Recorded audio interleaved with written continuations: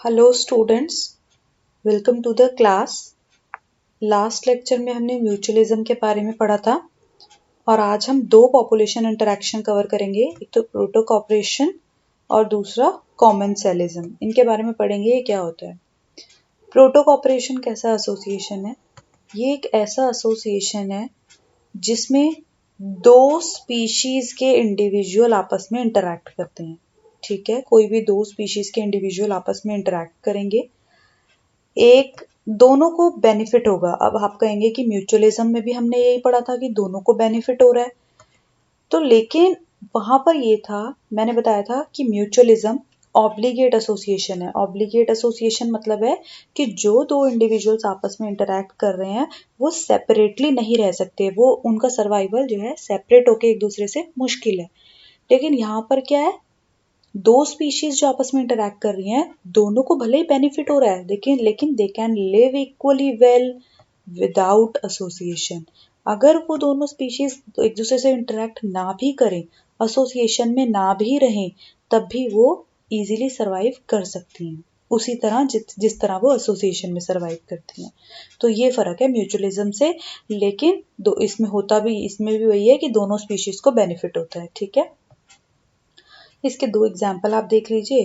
जैसे crocodile bird जिसको plover बोला है, वो क्या करती है, क्रोकोडाइल के माउथ में चली जाती है और वहां पर ना जो पैरासिटिक लीच होती है ना, जो कि उनके ऊपर ये फीड करती है, उनको खाती है ये बर्ड। ठीक है, जो क्रोकोडाइल के माउथ में जो लीचेस होती हैं उसको खा लेती है। अब बर्ड जो है उसको तो खाना मिल गया, उसने तो लीच को खा लिया है ना। और क्रोकोडाइल को क्या हुआ, लीच से छुटकारा मिल गया, क्योंकि वो लीच क्या कर रही थी, उसका ब्लड सक कर रही थी वहां पर, है ना, उसका ब्लड सक कर रही थी वहां पर। तो जोंक कहते हैं ना, जोंक चिपक जाती है तो वो ब्लड सक कर दी है, तो वो क्रोकोडाइल का ब्लड सक कर रही थी, लेकिन प्लोवर ने उसको खा लिया, तो उसको फूड मिल गया और उसको लीच से छुटकारा मिल गया। Sea anemone sea anemone attach to body of hermit crab. देखो, सी एनिमोन के पास क्या होते हैं ना, निमैटोसिस्ट होते हैं। निमैटोसिस्ट क्या करते हैं, प्रे को पकड़ने में काम करते हैं, डिफेंस के लिए होते हैं ये निमैटोसिस्ट, है ना। डिफेंस के लिए होते हैं, जो प्रे आ रहा है, कोई हार्मफुल एनिमी आ रहा है आगे से, तो उसको कैप्चर करने के लिए होते हैं। तो उसको कैप्चर करने के लिए होते हैं। तो ये सी एनिमोन जो है, ये हर्मिट क्रैब की बैक पे, बॉडी पे अटैच रहता है। अब सी एनिमोन के पास निमैटोसिस्ट है, तो ये जब प्रे आ रहा होता है कोई, तो मतलब प्रे को कैप्चर करता है, मतलब कोई एनिमी आ रहा होता है तो उसे अपना प्रे बना लेता है, समझ लो, उसको कैप्चर करता है, उससे उससे बचाता है, डिफेंस प्रोवाइड करता है हर्मिट क्रैब को। तो इसने तो हर्मिट क्रैब को प्रोटेक्शन दिया। बदले में सी एनिमोन को क्या मिला, pieces of food dropped by hermit crab, जो थोड़ा बहुत खाना बच जाता है वो इसको मिल जाता है।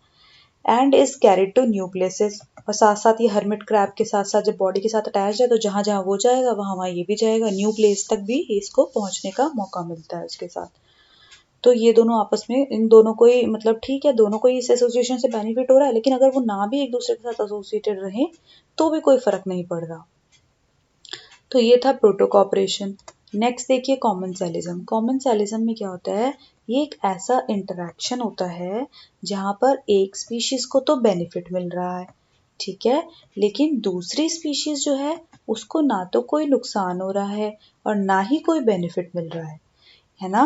और जो स्पीशीज, यानी कि एक ऐसा एसोसिएशन जिसमें एक स्पीशीज को बेनिफिट मिला, फायदा हुआ, दूसरी स्पीशीज को हार्म हुआ, नुकसान हुआ। अब जो स्पीशीज बेनिफिट जिसको मिल रहा है, उस स्पीशीज को बोलते हैं कॉमेंसल। तो इस स्पीशीज को बेनिफिट मिल रहा है, कॉमेंसल। और जो अदर स्पीशीज है जिसको कोई मतलब फर्क ही नहीं पड़ रहा, वो होता है होस्ट। ठीक है, अब कॉमेंसलिज्म बहुत सारे केसेस में दिखाई देती है, एनिमल्स में, प्लांट्स में, लेकिन इसका कुछ एग्जांपल जैसे कि ऑर्किड्स हैं, जैसे एपिफाइट्स होते हैं। एपिफाइट्स कौन से होते हैं, दूसरे प्लांट्स पे ग्रो कर रहे हैं। ऑर्किड्स को हमने माना सपोज, अब ये किस दूसरे प्लांट पे ग्रो कर रहे हैं, ठीक है, फॉर एग्जाम्पल मैंगो प्लांट पे ग्रो कर रहे हैं, तो वो मैंगो प्लांट तो होस्ट हो गया इनका, और ये जो हो गए ऑर्किड्स, ये हो गए कॉमेंसल, जो मतलब ग्रो कर रहे हैं, जिसको बेनिफिट मिल रहा है। क्या बेनिफिट मिल रहा है, शेल्टर, रहने की जगह मिल जाती है उस प्लांट से, उस होस्ट से। लेकिन प्लांट को क्या मिला, होस्ट को क्या मिला, कुछ भी नहीं, ना तो कोई फायदा ना कोई नुकसान। तो ऐसा जो एसोसिएशन होता है उसको बोलते हैं हम कॉमेंसेलिज्म, ठीक है, जहां पर जिसको बेनिफिट हो रहा है वो यानी कि कॉमेंसल है, जिसको नहीं हो रहा कोई बेनिफिट भी कोई हार्म भी तो वो होस्ट है। Barnacles growing on the back of whale. Barnacles क्या होते हैं ना, ये आर्थ्रोपोड्स मतलब क्रस्टेशियंस में आते हैं। दिखने में तो ये मॉलस्क जैसे होते हैं, लेकिन ये आते क्रस्टेशियंस में है। व्हेल की बैक पे बैठे रहते हैं। इनको क्या मिलता है, शेल्टर, रहने की जगह मिल जाती है वहां पर। लेकिन व्हेल को क्या मिला, कुछ भी नहीं, अनअफेक्टेड रही ना व्हेल, तो ना कोई फायदा ना कोई नुकसान। तो एक स्पीशीज को मिल गया बेनिफिट इसको, और व्हेल को कुछ भी नहीं। तो ऐसी एसोसिएशन जो होती है, ऐसा इंटरैक्शन को बोलते हैं कॉमेंसेलिज्म। क्लोन फिश, क्लोन फिश जो है, अब ये सी एनिमोन के साथ रहती है, तो सी एनिमोन से इसको क्या मिलता है, अमंग द सी एनिमोन जब ये रहेगी ना तो प्रेडेटर से बच के रहेगी, क्योंकि अभी मैंने बताया सी एनिमोन के पास क्या होते हैं, स्टिंगिंग टेंटिकल्स। अभी पीछे लिखा था ना निमैटोसिस्ट होते हैं उसके पास। तो ये सी एनिमोन क्या करता है ना कि एनिमीज को पास आने नहीं देता, प्रोटेक्शन प्रोवाइड करता है। तो जब ये क्लॉन फिश सी एनिमोन के साथ रहती है तो इसको भी प्रोटेक्शन मिल जाता है। लेकिन सी एनिमोन का क्या गया, कुछ भी नहीं, नीदर हार्म नॉर लॉस। ऐसे कैटल एग्रेट्स मतलब बर्ड्स, ये प्रेडेटरी बर्ड्स होती हैं, प्रेडेटरी बर्ड्स होती हैं, प्रेडेशन करती हैं, सपोज करो आप, इसका मतलब है ना। तो ये जो बर्ड्स होती हैं they forage close to where cattles are grazing. जहां पे कैटल्स ये ग्रेजिंग कर रहे होते हैं, घास खा रहे होते हैं, उसी जगह पे ये बर्ड्स भी फॉरेजिंग पैटर्न मतलब फॉरेज वहां पर करती हैं, वहां पर ही फीड करती हैं। क्यों, क्योंकि जब कैटल्स सपोज करो कैटल्स ये काऊ है या कुछ है, तो वो ग्रेज कर रही है, घास खा रही है, तो जब वो मूव करेगी stir up and flush out insect from the vegetation, क्योंकि वो तो घास खाएगी ना, कीड़े थोड़ी खाएगी। अगर वहां पे कोई कीड़ा आ गया, अगर वो मुंह से उसको हल्का सा मूव करके फ्लश आउट कर रही है ऐसे करके, तो ये जो प्रेडेटरी बर्ड्स हैं इनको पता चल जाता है कि वहां पे इंसेक्ट है। वैसे तो इनको नहीं पता चलेगा इतने घास में कि इंसेक्ट कहाँ पर है, इनको कौन सा इंसेक्ट खाना है, मतलब वो इंसेक्ट कहाँ पर है, सब जगह घास ही दिखेगी।